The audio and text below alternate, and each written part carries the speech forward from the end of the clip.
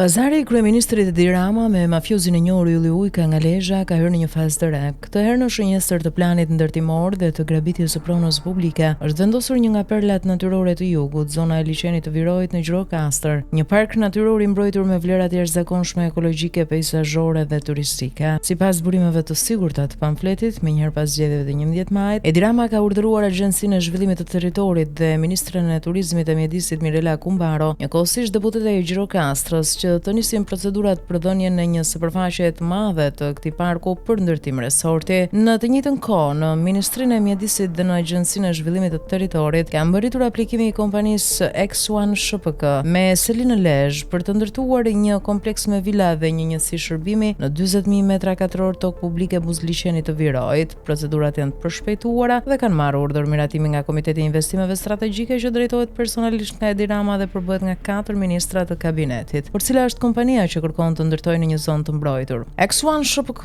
është krijuar më 21 maj 2021 nga Ylli Ujka dhe Çeski Vanaj, me kapital simbolik prej 10.000 eurosh dhe pronësi të ndarë 50 me 50. Më 23 shkurt 2024 ata shesin 26% të aksioneve për vetëm 2.600 euro tek Ilir Trebicka, një personazh i njohur për lidhjet e ngushta me Edi Ramën dhe për përfitimin e dhjetra pasurive publike falas për fshirë leje ndërtimi për kulla e resorte Buzdetit. Pas kësaj marrëveshje, Ylli Ujka futet zyrtarisht në klanin e kryeministrit, ndërsa X1 merr statusin e kompanisë së preferuar të qeverisë. Ky nuk është thjesht një bashkëpunim biznesi, është një skemë ndërtuar me qëllim për të legalizuar grabitjen e pronës publike përmes një ortaku të besuar të Ramës në këmbim të ndarjes së përfitimeve. Dy fakte e vërtetojnë qartë këtë lidhje. 23 korrik 2024, vetëm 5 muaj pas përfshirjes së Ilir Trebickës, Edi Rama i dhuron kompanisë X1 SHPK 137 hektar tokë shtetërore në zonën Baqël-Kodhel të Lezhës për ndërtim ferme dhe resorti me status investitor strategjik. Në nëntor 2024, Rama jep një tjetër leje ndërtimi për kompaninë tjetër të Ylli Ujkës dhe Ilir Trebickës, Grand Park Skyline, për ndërtimin e 3 kullave gjigande mbi 147.000 metra katror tokë shtetërore pranë hyrjes së Gardës së Republikës në Tiranë. Tani një njëjta skem po aplikohet në Gjirokastër. Kompania X1 SHPK